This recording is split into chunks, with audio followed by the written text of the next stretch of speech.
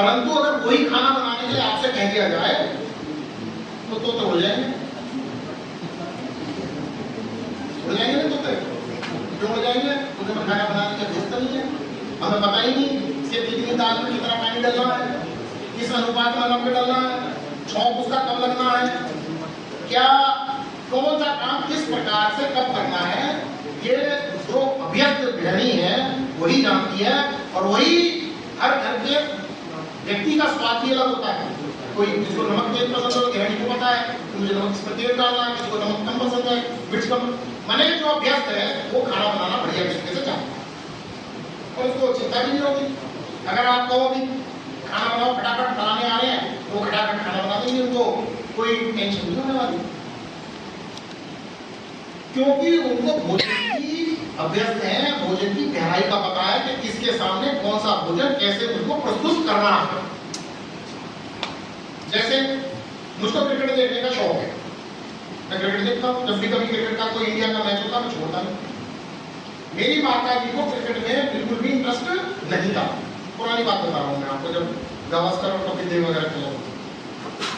वो कहती है कहा तुम पूरा दिन ये बर्बाद करते हो, मैं तुम्हारे लिए रोटी भी तुम्हें घर यहीं तरह से। उस समय हम माता के साथ किचन में दही पर बैठ के खाना खाते थे, पर जब क्रिकेट का मैच चल रहा होता तो वो हमें वहां देखते, उनको कोई इंटरेस्ट नहीं था और हमें 20 बातें सुनाती, कभी कभी गिलास भी आती। धीरे धीरे वो हमारे साथ बैठने लगी, क्रिकेट का हमको ज्ञान हो गया। फिर क्या होता था, वो और हम दोनों बैठते थे और पूरे दिन उपवास होता था और रात को खाना होता था। तो क्यों हुआ ऐसा? इसलिए हुआ कि क्रिकेट के नियमावली और उसकी जो इंटरेस्ट की बात है वो उनके दिमाग में बैठ गई है, वो उसको करने लगे। ये सब बात मैं इसलिए आपको बता रहा हूँ कि प्रधानमंत्री जी की मन की बात की गहराई को अगर आप समझ पाओगे तो उस कार्यक्रम के स्वरूप को समझ पाओगे तो उस कार्यक्रम को कर पाओगे। अगर उस कार्यक्रम के गहराई और स्वरूप को आपने नहीं समझा तो वो कार्यक्रम आप नहीं कर पाओगे, क्योंकि आपका इंटरेस्ट ही नहीं है। पहला ऐसा प्रधानमंत्री हुआ है जिसने कोई भाषण नहीं दिया, सीधा जनता से संवाद करा है मन की बात के द्वारा। मन की बात में आज तक जितने प्रधानमंत्री वो कहते थे अगर राजनीतिक भाषण देना तो अपनी पार्टी का बखान करते थे, और अगर उन्हें सरकारी भाषण देना है तो अपने भारत का या अपनी योजनाओं का बखान करते हैं। पहले ऐसे प्रधानमंत्री हुए जो मन की बात में न तो पार्टी का बखान करते हैं न सरकारी तंत्र का बखान करते हैं, वो मन की बात में जनता के द्वारा किए गए इनोवेटिव काम को वहां से उठा करके आपके सामने रखते हैं। जाति का काम कर रहे हैं। बताइए कोई मन की बात में उन्होंने अपनी पढ़ाई करी हो? अगर मान लो जैसे मैं मेरठ का उदाहरण दूं, मेरठ में एक सना खान नाम की महिला बायोकेमिस्ट है, उन्होंने क्या काम करा, जीआईसी में जो जीआईसी का ग्राउंड है उसके पीछे कुछ जगह पड़ी हुई थी, उन्होंने वहां क्या काम करा, जो नगर निगम से डेयरी से जो गोबर बाहर निकलता है वो नाली में पड़ा होता था, बदबू देता था, नाली चौक करता था। उन्होंने क्या काम करा, वो गोबर उठाना शुरू करा और उसमें केचुए डाले और उसको वर्मी कंपोस्ट में केचुए की खाद में कन्वर्ट किया। क्या करा? जैविक खाद। अब जैविक खाद में कन्वर्ट करा। अब जैविक खाद में कन्वर्ट करा तो क्या हुआ, आज वो 152 संस्थाओं को चला रही है। कितनी संस्थाओं को? केवल इस कारण से कि प्रधानमंत्री जी ने उनका नाम मन की बात में ले दिया था कि ऐसी एक महिला है जो गोबर, जो वेस्ट पड़ा हुआ गोबर है उसमें उसको रोजगार में परिवर्तन करना पड़ा और कूड़े को जैविक खाद में परिवर्तन करने का काम करा। ये काम अगर वो कर सकती है तो आप क्यों नहीं कर सकते? ये काम करते हैं प्रधानमंत्री मोदी। जनता के बीच में, जनता बिना किसी सरकारी तंत्र का उपयोग करे हुए, बिना किसी सहायता का उपयोग करे हुए, जब कभी जनता का ही, हमारा ही भाई बहन ऐसा कोई इनोवेटिव काम करते हैं, प्रधानमंत्री जी से पकड़ते हैं, मन की बात में हमारे सम्मुख रखते हैं और वो इस आशय से रखते हैं कि कहीं एक आदमी ने ऐसा काम करा, कहीं कोई व्यक्ति हमारे परिवार का ऐसा व्यक्ति हो जो उस काम को पकड़ ले, उस काम को अपना ले, अपना रोजगार बना ले और उसका क्या हो जाएगा, पारिवारिक उत्थान हो जाएगा। इस काम को करने के लिए प्रधानमंत्री अपने मन की बात हमारे सम्मुख रखते हैं। इस गहराई को अगर समझ करके हम इस काम को, इसको समझेंगे तो हम प्रधानमंत्री जी की निरंतर मन की बात को सुनेंगे। अब इसमें दो बातें आती हैं। इस बार इसमें ये जरूरी नहीं है कि प्रधानमंत्री जी जो बोल रहे हैं वो हमारे किस काम का। हम राजनीतिक दल के कार्यकर्ता हैं, हमारा आशय ही देश हित और जनहित का है। तो जब हमारा आशय ही, विचारधारा ही देश हित और जनहित है, तो हम अगर मन की बात को सुनेंगे और उसको ग्रहण करेंगे और सामूहिक रूप से सुनेंगे, तो क्या होगा, हमारे द्वारा किसी न किसी परिवार में अगर चर्चा हुई तो हम उसको बताने का काम करेंगे, क्योंकि हमने मन की बात में वो प्रैक्टिकल होते हुए देखा है। ठीक है जी। सामूहिक रूप से सुनने के लिए हम इसीलिए कोशिश करते हैं कि हमको ये सामूहिक रूप से सुनने के लिए ये पता लगता है कि हम प्राथमिकता किसको दे रहे हैं। जैसे यहाँ पर 165 लोगों की अपेक्षित संख्या होनी चाहिए।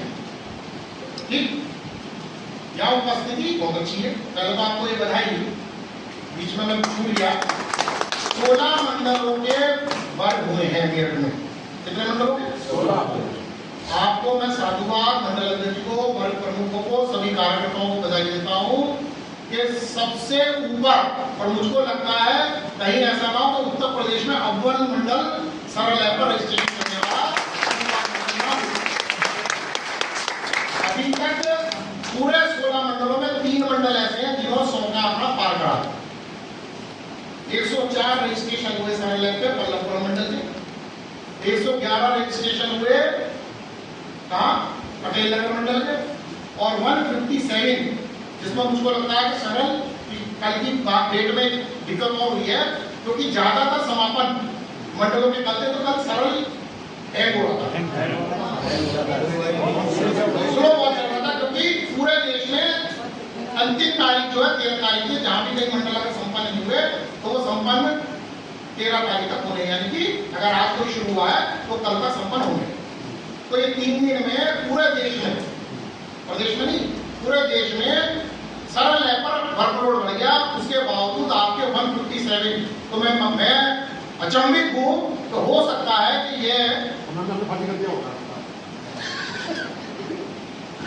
तो हो सकता है कि उत्तर प्रदेश में, क्या हो सकता है देश में नंबर 1 हो जाए।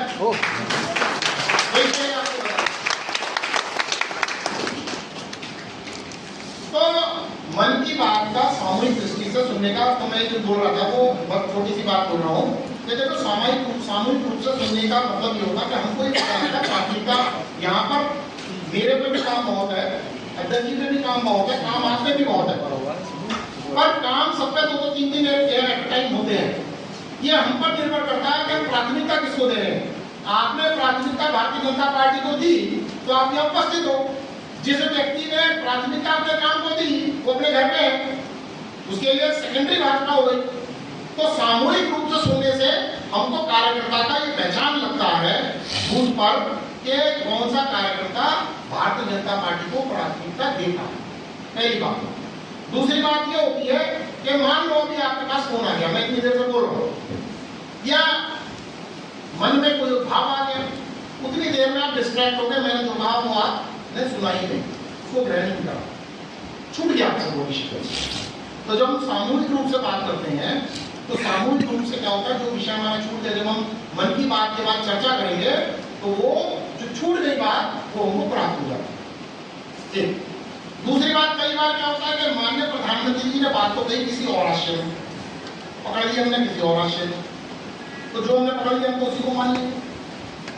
परंतु जब सामूहिक विषय में उसकी चर्चा करते हैं तो जो ज्यादातर लोग उस विषय को समझ पाते हैं, जब सामूहिक रूप से उस पर चर्चा होती है तो जो भ्रम हमने बना लिया या जो धारणा हमने बना ली उस विषय की, उस विषय से, उस धारणा से भी हम निकलने का प्रयास करते हैं। और कोई नया विचारों में से जब हम बातचीत करते हैं तो कोई नया विचार उत्पन्न होता है, उस नए विचार उत्पन्न होने से नया इनोवेटिव काम की रचना होती है और उस रचना से किसी न किसी परिवार का कोई ना कोई भला हो सकता है।